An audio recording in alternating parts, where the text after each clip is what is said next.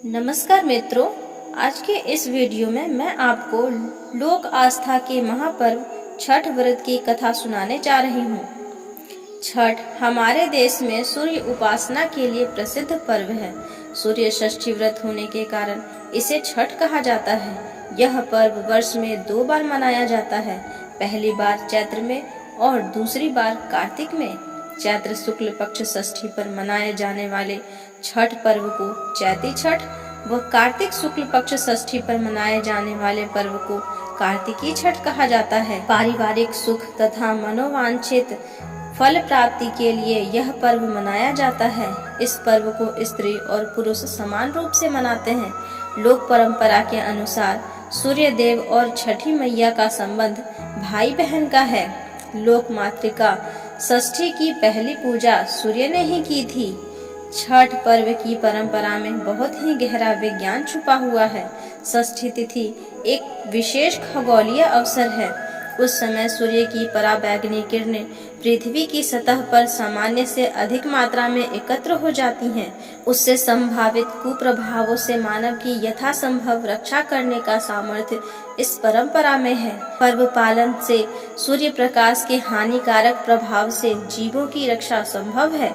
सूर्य की पराबैंगनी किरणें कुछ चंद्र सतह से परावर्तित तथा कुछ गोलीय अपवर्तित होती हुई पृथ्वी पर पुनः सामान्य से अधिक मात्रा में पहुंच जाती हैं। वायुमंडल के स्तरों से आवर्तित होती हुई सूर्यास्त तथा सूर्योदय को यह और भी सघन हो जाती हैं। ज्योतिषीय गणना के अनुसार छठ जैसी खगोलीय स्थिति कार्तिक तथा चैत्र मास की अमावस्या के 6 दिन उपरांत आती है। ज्योतिषीय गणना पर आधारित होने के कारण इसका नाम और कुछ नहीं बल्कि छठ पर्व ही रखा गया है। पहले ओम अद्य इत्यादि वाक्य उच्चारण करके संकल्प करें। पश्चात अष्टदल कमल बनाकर 12 सूर्यों के नाम लिखकर विधिवत पंचोपचार से पूजन कर बाद में कथा सुने। प्रथम स्नान आदि धूप दीप नैवेद्य आदि से पूजन करके ऋतुफल पुष्प आदि अर्पण कर और भक्ति भाव से प्रार्थना करने के बाद कथा सुने। छठ व्रत की कथा इस प्रकार है। श्री जन्मेजय ने वैशंपायन से पूछा कि दुरात्मा दुर्योधन आदि द्वारा कपट रूप जुआ से परास्त पांडव लोग वनवास के लिए भेजे गए, तो जंगल में जाकर उन्होंने क्या किया? वैशंपायन जी बोले कि हे जन्मेजय सुनो, वह पांडु के पुत्र पांडव अत्यंत दुख सागर में डूबे हुए वनवास के लिए घोर जंगल में जाकर दुख और चिंता से चिंतित हो वन में रहने लगे। वन के फल फूल खाकर पृथ्वी तल में शयन करते हुए केला भोजपत्र का वस्त्र पहनकर दुख दिन काटने लगे। राजकन्या सुख को भोगने वाली पतिव्रता धर्म को पालन करती हुई गजगामिनी द्रौपदी भी पतियों के साथ वन को गई थी। जिस स्थान में द्रौपदी सहित पांडव लोग थे, वहां पर वे ब्रह्मवेता तपो रूप 88,000 ऋषि मुनि लोग जा पहुँचे। ऋषियों को आए हुए जानकर महाराज युधिष्ठिर अत्यंत चिंता से घबरा उठे कि इन ऋषियों के भोजन के लिए क्या प्रबंध करें। जब युधिष्ठिर को यह चिंता हुई कि भोजनार्थ क्या उद्योग करें, तो मुख की चेष्टा मलिन किए स्वामी युधिष्ठिर को देखकर द्रौपदी अत्यंत दुख से व्याकुल हो उठी। उसी क्षण द्रौपदी निज पुरोहित महाराज धौम्य को पवित्र आसन पर बैठाकर प्रदक्षिणा पूर्वक नमस्कार करके नेत्रों में आंसू भरकर कुल धर्म रक्षिका द्रौपदी प्रेम पूर्वक गदगद वचन बोली, हे धौम्य, हे धौम्य, हे महाभाग, इस दुखित पांडु पुत्रों को देखो। हे स्वामिन, इनके दुख को देखकर क्या आपका हृदय दुखी नहीं होता?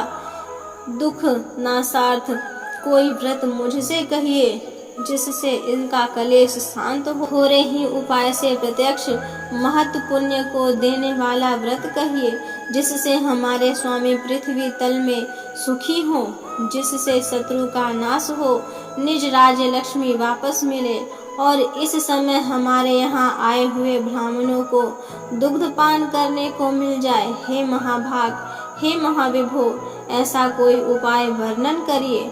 द्रौपदी के यह वचन सुनकर वैशंपायन जी जन्मेजय जी से कहते हैं कि ब्राह्मणों में श्रेष्ठ महाराज धौम्य जी प्रसन्न होकर मुहूर्त मात्र ध्यान स्थित होकर द्रौपदी से बोले, हे पांचाल पुत्री, एक उत्तम व्रत को तुम सुनो, जिस व्रत को पूर्व समय में नाग कन्या के उपदेश से सुकन्या ने किया था। हे महाभागे स्त्रियों के साथ तुम अनेक विघ्नों को शांत करने वाले रवि षष्ठी का व्रत करो। द्रौपदी बोली, हे विप्र, आपका कहा हुआ व्रत कौन सा है और उसकी विधि क्या है? उस व्रत में किसका पूजन किया जाता है? वह नाग कन्या कौन थी और किस हेतु उसने इस उत्तम व्रत को किया था? हे महाभाग, वह सुकन्या आश्चर्य रूपी व्रत का पालन करने वाली कौन थी? हे शरणागत वत्सल, मेरे इस संशय का आप निवारण करिए। इस भांति द्रौपदी के प्रश्नों को सुनकर धौम्य जी बोले कि हे देवी, सतयुग में एक शर्याती नामक राजा थे, जिनके 1000 स्त्रियां थी, जिनसे एक ही कन्या उत्पन्न हुई थी। उस राजा के कन्या को छोड़कर दूसरी संतान न होने के कारण वह कन्या अति प्रिया थी। वह पिता के घर में वृद्धि को प्राप्त होने लगी। कुछ समय के बाद वह कन्या चंद्रवत मुख, कमलवत नेत्र और कुंभ स्तनी होती हुई युवावस्था को प्राप्त हुई। बाल्यावस्था से ही चंचला वह कन्या पिता के प्राण के समान थी। इस पृथ्वी लोक में उसके सदृश दूसरी कोई ऐसी कन्या न थी जिसको हमने देखा हो। इससे उसका सुकन्या नाम पड़ा। एक समय राजा शर्याती शिकार के लिए गए। मंत्री, सेना, बड़े बड़े योद्धा और पुरोहित को संग में लेकर घोर जंगल को गए। शिकार खेलने के निमित्त राजा को जल में वास करते हुए 10 दिन व्यतीत हो गए। राजा शर्याती दिन में शिकार खेलकर रात्रि में स्त्रियों के साथ क्रीड़ा करते हुए जंगल में रहने लगे। एक समय सखियों के साथ सुकन्या फूल लेने के निमित्त जंगल में गई। वहां पर च्यवन मुनि का स्थान था। सुकन्या ने मुनि की दीमक लगी देह को देखा। क्या देखती है कि मिट्टी के मध्य में मुनि के दोनों आंखें जुगनू की भांति चमक रहे हैं।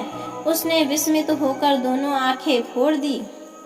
तब तो मुनि के नेत्रों से रुधिर की धारा बहने लगी और वह चकोराक्षी सुकन्या फूलों को लेकर सखियों के साथ गृह को चली आई। च्यवन मुनि की आंखें सुकन्या द्वारा जो फोड़ दी गई, इससे राजा और सेना का मल मूत्र आदि सब बंद हो गए और सभी हाहाकार करने लगे। जब 3 दिन और 3 रात्रि व्यतीत हो गई तो व्याकुल होकर अपने पुरोहित से राजा ने पूछा, हे मुनि सतम, किस हेतु हमारा मल मूत्र बंद हो गया है? सो आप दिव्य दृष्टि से देखकर कहिए। श्री पुरोहित जी बोले कि हे राजन, भार्गव वंशी च्यवन नामक एक ऋषि इसी वन में घोर तपस्या कर रहे हैं, जिनके शरीर में दीमक लगकर मांस खा गए हैं तथा हड्डी मात्र मिट्टी से लिपटी है। हे राजन, आपकी कन्या ने अज्ञानवश उन ऋषि की दोनों आंखें फोड़ दी है, जिससे रुधिर की धारा बह रही है।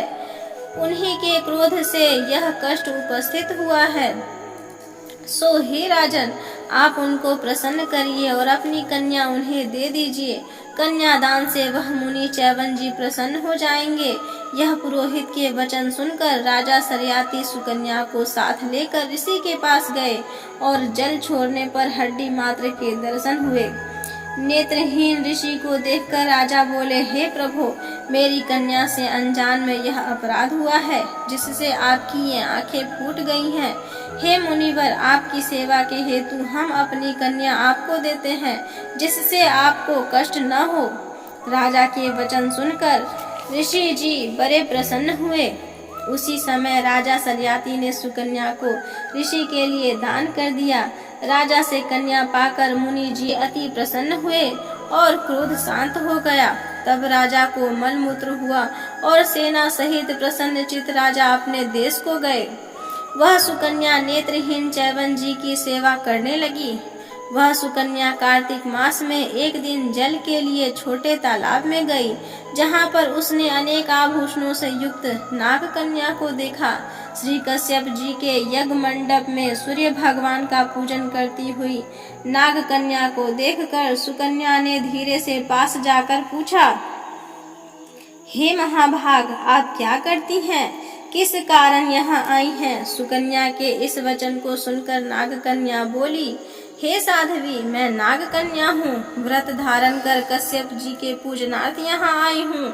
सुकन्या बोली कि इस व्रत का और पूजा का क्या प्रभाव है, क्या फल है, इस पूजा की विधि क्या है, किस महीने और किस तिथि को यह उत्तम व्रत किया जाता है? नाग कन्या ने कहा कि कार्तिक शुक्ल षष्ठी को सप्तमी युक्त होने पर सर्व मनोरथ सिद्धि के लिए यह व्रत किया जाता है। व्रती को चाहिए कि पंचमी के दिन नियम से व्रत का धारण करे, सायकाल में खीर का भोजन करके पृथ्वी पर सोए, छठ के दिन उपवास में रहे, दिन में 4 रंगों से सुशोभित मंडप में सूर्य नारायण का पूजा करे और रात्रि में जागरण करे, अनेक प्रकार के फल और पकवान आदि का नैवेद्य लगाए और सूर्य नारायण की प्रीति के लिए गीत वाद्य आदि से गा बजाकर उत्सव मनाए।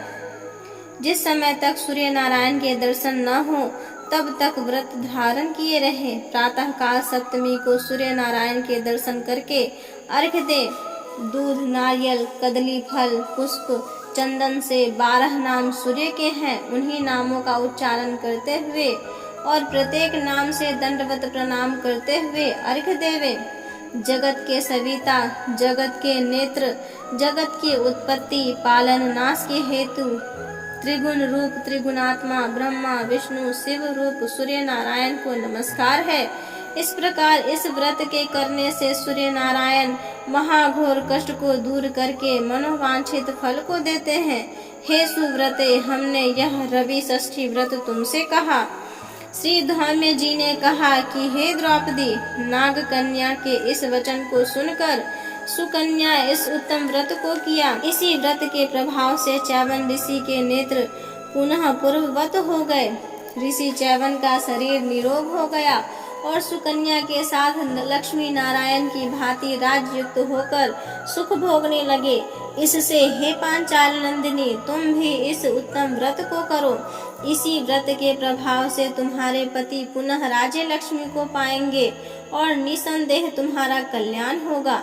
तब द्रौपदी ने धौम्य महाराज की आज्ञा से यह यथाविधि व्रत किया तो युधिष्ठिर जी ने अतिथि रूप में आए हुए ब्राह्मणों को भोजन देकर प्रणाम किया। वैशंपायन जी ने कहा कि हे जन्मेजय, धौम्य जी से इस उत्तम व्रत को जानकर द्रौपदी ने किया। इसी व्रत के प्रभाव से द्रौपदी पांडवों सहित पुनः राज्य लक्ष्मी को प्राप्त हुई। जो कोई स्त्री इस पुनीत व्रत को करेगी उसके समस्त पाप नाश होकर सुकन्या की भांति पति सहित सुख को पाएगी। इस व्रत का विधिवत उद्यापन करें। विधि विधान से प्रत्येक वर्ष व्रत को करते हुए कथा को सुने, ब्राह्मण को दक्षिणा दें तो उसका मनोरथ सिद्ध होता है। जो कोई भक्ति युक्त इस कथा को सुनता है उसको पुत्र पौत्र धन संपत्ति तथा अक्षय सुख मिलता है। इसी भांति इस कथा को सुनकर सूर्य नारायण को अर्घ्य देकर नमस्कार करते हुए श्रोता निज निज घर को जाएं। इस प्रकार कथा समाप्त हुआ।